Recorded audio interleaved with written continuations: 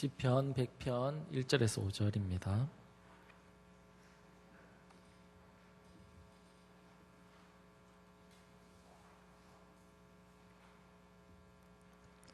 시편 100편 1절에서 5절 말씀입니다.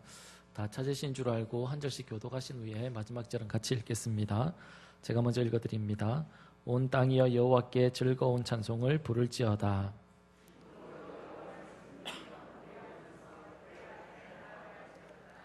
여호와가 우리 하나님이신 줄 너희는 알지어다. 그는 우리를 지으시니요 우리는 그의 것이니 그의 백성이요 그의 기르시는 양이로다.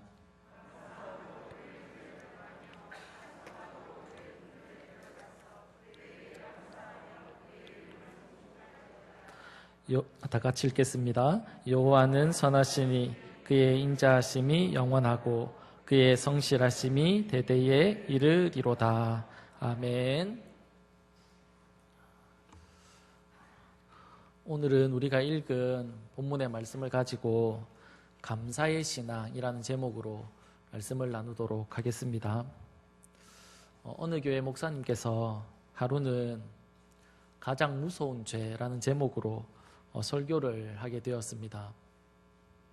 주보에 이제 설교 제목이 이렇게 가장 무서운 죄라고 이렇게 실리니까 성도님들이 무엇이 가장 무서운 죄일까 궁금증을 가지게 되었습니다. 그래서 저마다 이제 무엇이 가장 무서운 죄인가 이렇게 북리를 했는데 어떤 사람은 아마 성령을 모독하는 죄가 가장 큰 죄가 아닐까 그렇게 생각을 했었고, 또 다른 사람들은 하나님이 이렇게 부르시기 전에 세상이 너무 힘들고 그리고 또 어렵다 보니까 스스로 이제 목숨을 끊은 그런 사람이 가장 무서운 죄를 범하지 않았을까 이렇게 사람들마다 생각을 했습니다. 여러분들은 세상에서 가장 무서운 죄가 무엇이라고 생각하십니까? 사람들마다 이제 생각을 하시겠죠. 주일 설교 시간이 되어서 목사님께서 이렇게 설교를 하시는데 그 목사님 설교를 이렇게 듣다 보니까 가장 무서운 죄가 어떤 죄였냐면 하나님의 은혜 앞에 감사하지 않는 그 죄가 가장 큰 죄였다라고 그렇게 말씀을 했다고 합니다. 하나님이 구원을 베풀어 주시고 그리고 우리가 이 땅을 살아가는데 삶에 필요한 것들을 많이 채워주셨는데 그런 것을 전혀 아랑곳하지 않고 마치 자신의 힘이나 자신의 노력으로 살아온 것처럼 하나님 앞에 감사하지 않는 것, 그게 가장 큰 죄이고 심각한 죄라고 그렇게 이야기를 했다고 합니다. 오늘 우리가 이 세상을 살아가는 사람들이 한 70억이 넘는다고 그렇게 말들을 합니다. 그러나 그들을 크게 두 분류로 나눌 수 있는데 어떻게 나눌 수 있냐면 감사하면서 살아가는 사람들이 있는가 하면 또한 이제 감사하지 못하고 불평하면서 살아가는 사람들이 있습니다. 우리가 이렇게 생각해 볼 때 늘 감사하면서 이렇게 살아가는 사람들을 보면서 저분은 참 좋은 조건이 있어서 늘 감사하면서 살아가는 것 같고, 그리고 또 불평하면서 늘 투덜대면서 이렇게 살아가는 사람들은 그 사람의 삶이 얼마나 힘들면 그렇게 할까 이렇게 생각할 수 있습니다. 그러나 사실 그렇지 않다는 것을 우리가 잘 알고 있지 않습니까? 우리 주변을 둘러보면 가진 것이 참 많고 저 정도면 그래도 감사하면서 살아야지, 저 정도면 그래도 괜찮게 살아가니까 감사해야지 라고 이렇게 생각되는 사람들이 불평하는 모습을 우리가 우리 주변에서 볼 수 있지 않습니까? 그와 반대로 참 힘들게 살아가시는 것 같고 저분에게는 어떤 감사가 있을까 이런 생각이 드는 그런 삶을 살아가시는 분들 중에서 그래도 그 중에서 하나님 앞에 감사하고 또 고마워하면서 살아가는 사람들을 우리가 주변에서 이렇게 볼 수 있지 않습니까? 사랑하는 여러분, 오늘 우리는 하나님 앞에 추수감사주일로 이렇게 지키고 있습니다. 2020년도 이렇게 한 해를 이렇게 되돌아보면 우리가 참 힘든 한 해로 기억할 수 있습니다. 지금까지 우리가 단 한 번도 겪지 않았던 코로나 바이러스로 인해서 우리가 하나님 앞에 이렇게 예배당에 나와서 예배 드리지 못했던 그런 일들도 있었고, 그리고 또 경제는 또 얼마나 힘듭니까? 너무 힘들어서 힘든 그런 한 해를 우리가 보내고 있습니다. 그러나 이러한 시대 가운데서도 하나님이 우리를 향한 분명한 뜻이 있고 원하는 것이 있습니다. 그것이 무엇일까요? 바로 하나님 앞에 우리가 감사하면서 살아가는 것입니다. 우리의 상황이 어떻든지 간에, 우리가 어떤 처지에 있든지 간에 우리가 하나님 앞에 감사하면서 살아가기를 하나님이 원하신다는 겁니다. 사랑하는 여러분, 우리의 삶이 하나님 앞에 늘 감사하면서 살아갈 수 있는 저와 여러분의 삶이 되기를 간절히 바랍니다. 오늘 우리가 살피려고 하는 시편 100편은 시편 150편 중에서 가장 행복한 시로 그렇게 알려져 있습니다. 이 시편 100편은 그래서 찬양의 시다, 그리고 또 감사의 시다라고 그렇게 부른다고 합니다. 이 시편 100편을 이스라엘 백성들이 언제 불렀냐면 하나님 앞에 예배드리러 갈 때 이 찬양을 불렀다라고 그렇게 이야기합니다. 많은 사람들이 예배당으로, 성전으로 이렇게 들어갑니다. 들어가기 위해서 이렇게 길게 줄을 서게 되는데 그 줄을 서서 무엇을 하냐면 이 찬양을 부르는 것입니다. 그 찬양을 부르면서 하나님이 어떤 분이신지, 그리고 또 자신들에게 하나님이 어떤 은혜를 베풀어 주셨는지를 이렇게 기억하면서 하나님 앞에 찬양을 불렀다라는 겁니다. 그 찬양을 부르다 보면 이스라엘 백성들 가운데 어떤 일이 있냐면 하나님이 베풀어 주셨던 은혜, 하나님이 도와주셨던 그 순간들, 그런 순간들을 이렇게 기억하다 보니까 이 백성들의 마음속에 하나님에 대한 감사가 가득하게 차게 되는 겁니다. 그 감사의 마음을 가득 채운 그 상태로 하나님의 전에 들어가서 하나님 앞에 예배를 드렸다라고 합니다. 그들의 마음속에 감사로 이렇게 가득 채워질 수 있었던 이유가 무엇일까요? 그 이유가 3절에 나오는데 여호와가 우리 하나님이시기 때문에 그들이 감사했다는 겁니다. 1절과 2절을 보시면 시인은 백성들로 하여금 3가지를 명령하고 있습니다. 그 첫 번째가 즐거운 찬송을 부를 것이고 부르는 것, 그것을 명령했고, 두 번째는 여호와를 섬길 것을 명령했습니다. 그리고 마지막으로 그에게 나아갈 것을 명령하고 있습니다.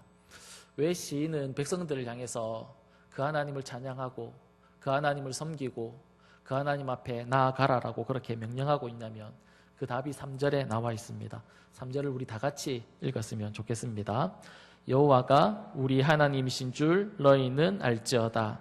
그는 우리를 지으시니요 우리는 그의 것이니 그의 백성이요 그의 기르시는 양이로다. 아멘. 그러니까 시인이 왜 백성들에게 하나님을 찬송하고 그 하나님을 섬기고 그 하나님 앞에 나아가라라고 그렇게 명령을 하고 있냐면 3절 중간쯤 보면 그는 우리를 지으신 분이라는 겁니다. 우리를 지으셨기 때문에 우리가 누구의 것입니까? 하나님의 것입니다. 그리고 그의 백성이 되는 것이지요. 그리고 그가 우리를 기르셨다라고 그렇게 말씀하는데 이는 그분이 우리를 돌보신 겁니다. 우리가 어떻게 우리의 삶 가정 가운데 하나님 우리와 함께 하시고 우리를 돌보시고 지켜주시고 보호해 주셨다라는 것을 기르셨다라는 단어로 설명하고 있습니다. 하나님이 이렇게 우리를 지었을 뿐만 아니라 우리를 돌보셨다라는 사실입니다. 만드셔서 그냥 두신 것이 아니라 우리와 늘 함께 동행하시면서 우리의 삶을 늘 살펴보시면서 지켜주시고 보호해 주셨다라는 것을 시인이 알게 된 겁니다. 깨닫게 된 것입니다. 이 사실을 깨닫게 되자 백성들을 향해서 무엇이라고 말하고 있냐면 그 하나님을, 우리를 지으시고 우리를 보호하시고 우리를 돌보시고 우리를 기르신 그 하나님을 향해서 우리가 찬송하자, 우리가 그 하나님을 섬기자, 우리가 그 하나님 앞에 나아가자라고 그렇게 백성들에게 이야기하고 있는 것입니다. 사랑하는 여러분, 우리가 너무 많이 들었고 또 너무 잘 알고 있기 때문에 별로 이렇게 감동이 잘 안 될지 모르겠지만 우리가 출애굽기를 보면 하나님께서 자기 백성 이스라엘을 애굽에서 이렇게 구원해 주셨습니다. 그리고 광야를 통과해서 가나안 땅에 들어가게 하셨습니다. 이 광야를 통과하는 과정 가운데 하나님께서 이스라엘 백성들을 얼마나 많이 도와주시고 은혜를 베풀어 주셨습니까? 배가 고프면 만나를 주시고 메추라기를 그들에게 주셨습니다. 광야를 가다가 목이 마르면 그들에게 물을 주셨습니다.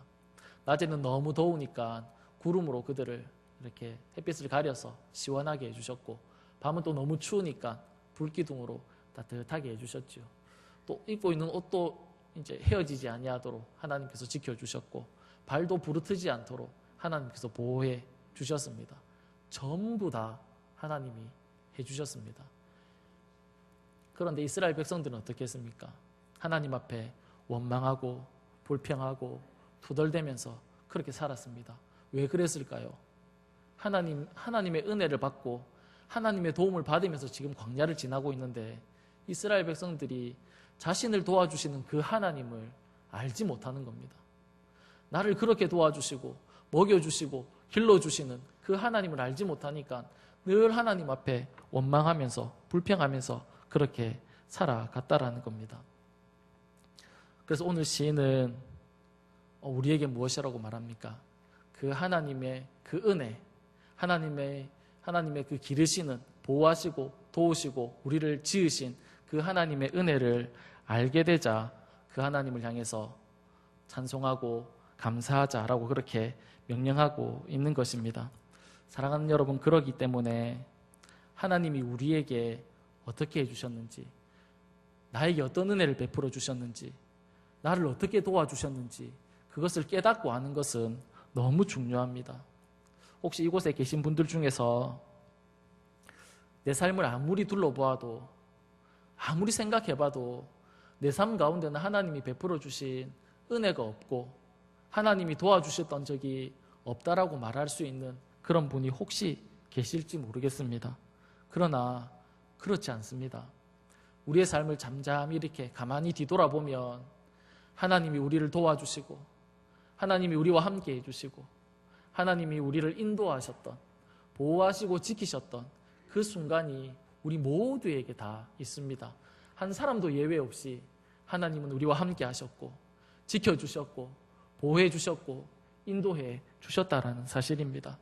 하나님의 은혜를 받지 않은 사람이 단 한 사람도 없습니다. 미국 전역에서 강연자 협회에서 주는 마스터 오브 인플루언스라는 그런 상이 있다라고 합니다. 이는 가장 큰 영향력을 끼친 사람들에게 주는 상인데, 이 상은 본인 혼자 잘하고 본인 혼자 성공했다고 해서 받을 수 있는 상은 아니라고 합니다.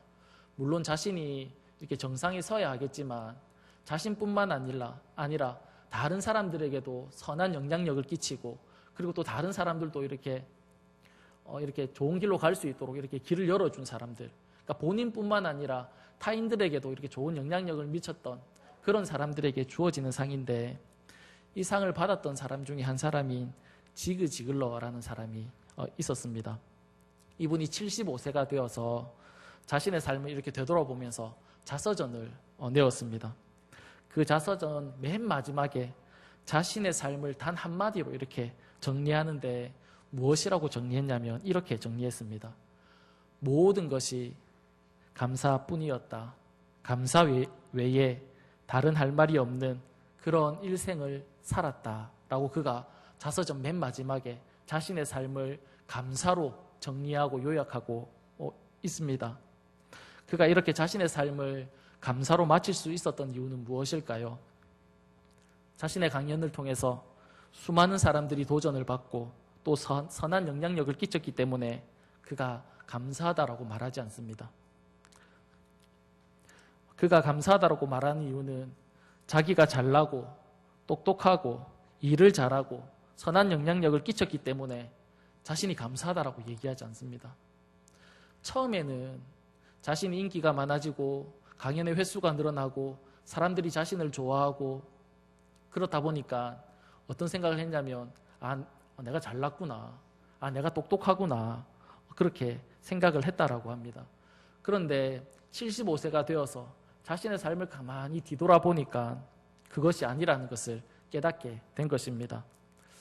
자신의 삶 가운데 하나님의 말씀이 자신을 도왔던 것이 순간순간 기억이 났고, 그리고 또 자신이 살아온 그 삶 속에서 곳곳마다 보이지 않는 천사가 자신의 삶을 도왔던 것이 생각이 났고, 그리고 또 좋은 사람들을 만나서 자신이 이렇게 좋은 사람들로부터 좋은 영향을 받았던 것이 생각이 난 것입니다. 그것을 깨닫고 나자 자신의 삶을 마치면서 그가 무엇이라고 자신의 삶을 결론 맺고 있냐면, 모든 것이 감사뿐이었다. 감사 외에 다른 할 말이 없는 그런 일생을 살았다라고 그가 결론을 맺고 있는 것입니다. 사랑하는 여러분, 우리의 삶도 마찬가지지 않겠습니까? 다른 사람들이 볼 때 별일 아닌 것 같고 사소하고 다른 사람들이 봤을 때 아무것도 아닌 그런 순간들이 우리에게 은혜로 다가오면, 하나님의 도움으로 다가오면, 그분의 손길로 다가오면 우리는 그때 비로소 하나님을 향해서 감사할 수 있는 겁니다. 내가 한 게 아니구나, 하나님이 도우셨구나, 그것을 알면 이렇게 감사하게 되는 겁니다. 그래서 시인은 그 하나님이 자신을 지으시고 백성을 지으시고 그리고 그분과 우리들과 늘 함께 하셨던, 보호하시고 지키시고 기르셨던 그 하나님을 알게 되자 그 하나님 앞에 나와서 감사와 찬양을 하고 있는 것입니다. 성경 룻기에도 보면 참 아름다운 그런 감사가 나옵니다. 룻의 감사인데, 엘리멜렉과 나오미가 이제 베들레헴에 흉년이 들어서 잘 살아보겠다고 이방 땅으로 이렇게 가게 됩니다. 이방 땅에서 한 10년쯤 이렇게 지내다 보니까 남편이 죽게 되고, 그리고 또 자신의 두 아들마저 잃게 됩니다. 그러자 나오미는 며느리 룻과 함께 다시 고향 베들레헴으로 이렇게 돌아옵니다. 며느리였던 룻이 이제 먹을 것이 없으니까 먹을 것을 얻기 위해서 다른 사람의 밭에 가서 이삭을 이렇게 줍게 되는데, 우연히 보아스라는 사람의 밭에 가서 이렇게 이삭을 줍게 됩니다. 이 사실을 보아스가 알고는 룻에게 이렇게 말을 합니다. 다른 곳에 가서 이삭 줍지 말고 계속 우리 밭에 와서 이삭을 주우라, 그렇게 얘기하고, 또 이삭을 줍다 보면 목이 마를 수 있으니까 이렇게 물도 준비해 놓을 테니까 목마르면 물도 마시면서 이렇게 이삭을 주우라고 그렇게 룻에게 이야기했습니다. 그러자 룻이 보아스를 향해서 무엇이라고 말했는 줄 아십니까? 룻기 2장 10절 말씀인데 10절 말씀입니다. 룻이 엎드려 얼굴을 땅에 대고 절하며 그에게 이르되, 나는 이방 여인이거늘 당신이 어찌하여 내게 은혜를 베푸시며 나를 돌보시나이까? 나는 이방 여인인데 왜 내게 은혜를 베푸시고 또 왜 나를 이렇게 돌아보십니까? 룻은 아무것도 아닌, 우리가 볼 때 어쩌면 정말 사소한 그런 일에도 보아스를 향해서 감사하고 고마워하는 그런 이야기를 한 것을 우리가 볼 수 있습니다. 사소한 것에 감사할 줄 아는 그런 여인이었습니다. 그런 룻에게 하나님은 또 다른 은혜를 예비해 주셨죠. 우리가 잘 알고 있는 것처럼 다윗의 증조 할머니가 되게 되었을 뿐만 아니라 이방 여인으로서 예수님의 족보에 이렇게 올라가는 그런 은혜를 이 룻이 하나님으로부터 받게 된 것입니다. 사랑하는 여러분, 감사는 이런 면에서 볼 때 우리가 얼마나 가졌느냐, 내가 어떤 위치에 있느냐, 내 상황이 어떻느냐, 그런 것 때문에 우리가 감사하는 것이 아니라는 것을 알 수 있습니다. 감사는 어디에서 오는 겁니까? 우리의 마음에서 감사가 나온다라는 것을 우리가 알 수 있습니다. 사랑하는 여러분, 이번 추수감사주의를 통해서 우리의 신앙이 다시 한번 감사하는 신앙으로 하나님 앞에 감사하고 그리고 하나님 앞에 고마워하는 그런 신앙으로 회복될 수 있기를 간절히 축복합니다. 시인은 1절부터 3절까지 하나님을 향해서 찬송을 부르고 또 섬기고 그에게 나아가야 하는지를 설명하고 있습니다. 그 이유가 무엇이었냐면 우리가 계속 살펴보았지만 그분이 우리를 지으셨고 그분이 우리를 기르시는 분이기 때문이다라고 그렇게 말을 합니다. 이런 하나님을 알고 나니까 시인은 4절부터 5절까지 다시 한 번 더 하나님을 향해서 찬양하고 송축해야 하는 이유를 이렇게 설명하고 있는데, 이 후반절 4절과 5절에 하나님을 찬양하고 송축하는 이유는 앞에 있는 그 수준보다 더 높은 수준, 그런 감사를 하나님 앞에 드리고 있는 것을 우리가 볼 수 있습니다. 5절인데요. 우리 다 같이 함께 읽었으면 좋겠습니다. 여호와는 선하시니 그의 인자하심이 영원하고 그의 성실하심이 대대에 이르리로다. 아멘. 5절에는 하나님의 성품에 대해서 말씀을 하고 있습니다. 성품을 나타내는 단어가 나오는데 그 단어가 바로 하나님은 선하신 분이다. 하나님은 인자하신 분이다. 하나님은 성실한 분이다 라고 시인이 우리에게 말씀하고 있습니다. 하나님의 그 인자하심이 5절에 어떻다라고 말씀하고 있냐면 영원하다는 겁니다. 하나님의 그 사랑하심이, 자기 백성들을 대하는 그 인자하심이, 그 사랑하심이 영원하다라는 겁니다. 우리는 사람들을 대할 때 아침에 기분 좋게 대했다가 저녁에 기분 나쁠 수 있습니다. 우리는 아침 저녁으로 우리의 마음과 생각이 바뀔 수 있습니다. 조석간에 바뀔 수 있죠. 그런데 하나님의 그 사랑은 어떻다라는 겁니까? 태초부터 마지막 때까지 영원하다라는 겁니다. 자기 백성들을 향한 그 사랑이. 성실하심은 어떻습니까? 인자하심과 마찬가지로 대대에 이른다라고 그렇게 말씀하고 있습니다. 끝이 없다는 거죠. 변하지 않는다라는 겁니다. 하나님의 그 사랑하심, 그 인자하심이, 그리고 우리를 대하는 그 성실하심이 변하지 않는다라고 시인이 고백하고 있습니다. 시인은 처음에는 하나님이 자신에게 해주셨던 일, 지으시고 기르셨던 분이기 때문에 하나님을 향해서 감사했습니다. 그리고 그분을 찬양하고 높였습니다. 그러나 이번에는 더 한 걸음 나아가서 그 하나님이 선하시고 인자하시고 성실하신 것만으로도 그가 감사하고 있는 것을 우리가 볼 수 있습니다. 나에게 무엇을 해주거나, 나에게 어떻게 해주거나, 나를 도와주거나, 나를 지켜주거나, 나에게 어떤 혜택을 주거나, 그래서 그 하나님을 감사하고 찬양하는 것이 아니라 그냥 하나님, 그 한 분이 선하시고 인자하시고 성실하셔서 그것만으로도 본인은 어떻다라는 겁니까? 감사하다라는 겁니다. 그 하나님만 생각해도, 그 하나님만 기억해도 나는 감사하고 기뻐한다, 하나님을 높인다라고 그가 고백하고 있는 것을 볼 수 있습니다. 하박국도 이와 비슷한 고백을 하지 않았습니까? 우리가 잘 알고 있는 것처럼 하박국 3장 17절 18절에 하박국이 이렇게 고백합니다. 우리 다 같이 고백할까요? 비록 무화과 나무가 무성하지 못하며 포도나무에 열매가 없으며 감람나무에 수출이 없으며 밭에 먹을 것이 없으며 우리의 양이 없으며 외양간에 소가 없을지라도 나는 여호와로 말미암아 즐거워하며 나의 구원의 하나님으로 말미암아 기뻐하리로다. 아멘. 하박국은 자신의 삶에 아무것도 없을지라도, 무화과 나무가 무성하지 못하고 포도나무에 열매가 없고 감람나무에 수출이 없고 밭에 먹을 것이 없고 우리의 양이 없고 외양간에 소가 없을지라도 나는 기뻐하겠다, 그렇게 얘기합니다. 왜 기뻐한다라고 얘기합니까?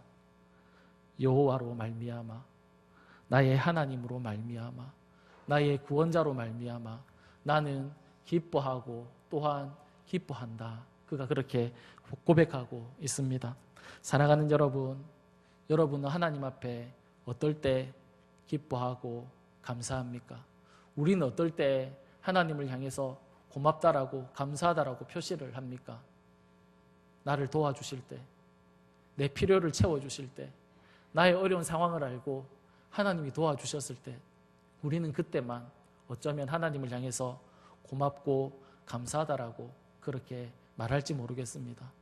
어쩌면 어떤 사람은 하나님이 도와주시고 하나님 은혜를 베풀어 주시고 하나님이 함께 하셨지만 하나님 앞에 감사하다라는 그 말조차 하지 못하면서 혹시 살아가고 계신 그런 분들은 있지 않습니까? 이스라엘 백성들이 그렇지 않습니까? 도와주시고 먹여주시고 길러주시고 보호해주셨는데 하나님 앞에 감사하다라고 그들은 말하지 못했지요. 우리의 삶을 이렇게 한번 돌아보면서 나는 어떨 때 감사했는지 우리의 삶을 한번 돌아볼 수 있었으면 좋겠습니다. 오늘 시인이 말했던 고백처럼 물론 나를 도와주시고 나를 인도해 주신 것, 그것으로 감사할 수 있었으면 좋겠지만 더 나아가서 내 삶이 여전히 힘들고 여전히 어렵고 하나님이 마치 나를 돕지 않는 것 같은 그런 상황 가운데 내가 있다 할지라도 그 하나님만으로 나를 불러주시고 하나님의 백성 삼아주시고 우리가 죽어서 영원한 천국을 우리에게 허락해 주신 그 하나님을 기억하면서 우리가 감사하면서 살아갈 수 있는 그런 저와 여러분이 다 될 수 있기를 간절히 바랍니다. 이야기를 하나 하고 말씀을 마치려고 합니다. 예전에 한번 했던 그런 이야기입니다. 양은순 씨라는 가정사역자가 적은 책에 나오는 이야기입니다. 샌프란시스코에 살고 있는 신앙 좋은 분의 이야기인데 이분에게는 정말 자신의 미래이고 그리고 자신의 전부였던 한 명의 아들이 있었습니다. 공부도 잘하고 너무 똑똑하고 그런 아들이었는데 18세에 그만 불의의 사고로 천국을 가고 말았습니다. 부모의 마음이, 부모의 심정이 어떻겠습니까? 지금까지 그 아이만 보고 이렇게 살았는데 하나 있는 아들을 잃고 나니까 정신이 없어서 사업이고 무엇이고 아무것도 이렇게 손에 잡히지 않는 겁니다. 세상 살고 싶은 마음도 없고 신앙도 다 버리고 싶었다고 합니다. 그래서 하나님 앞에 나아가서 날마다 원망하고 불평하면서 왜 하나님 내 아들 데리고 갔냐고 그렇게 하나님 앞에 기도를 했다고 합니다. 공부 잘하고 그러니까 신앙생활도 잘하는데 키워놓으면 하나님한테 얼마나 덕이 되겠냐고 그런데 왜 데리고 갔냐면서 울며불며 기도를 했습니다. 그런데 어느 날 기도하는데 하나님에게 그분이 이제 은혜를 이렇게 받게 됩니다. 그러면서 그분의 생각이 조금 바뀌었습니다. 그리고는 그의 기도를 이렇게 바꾸었다라고 합니다. 하나님 18년 동안 그 아들을 내 옆에 두게 하셔서 내가 오랫동안 기쁨을 누리게 하신 것 감사합니다. 긴 시간 동안 그 좋은 아들을 내 옆에 두어 좋은 추억 내게 주셔서 감사합니다. 평생 그 추억 잊지 않고 하나님 앞에 감사하면서 살겠습니다. 라고 그가 기도를 했다고 합니다. 사실 우리가 하는 감사와 조금 간격이 있을 수 있습니다. 그러나 사랑하는 여러분, 하나님께서 우리에게 허락하신 것을 깨닫고 그것을 알아서 우리가 감사할 수 있었으면 좋겠고요. 그리고 더 나아가서 오늘 시인처럼 하나님 한 분만으로 감사하면서 살아갈 수 있는 저와 여러분이 다 될 수 있기를 간절히 축원합니다.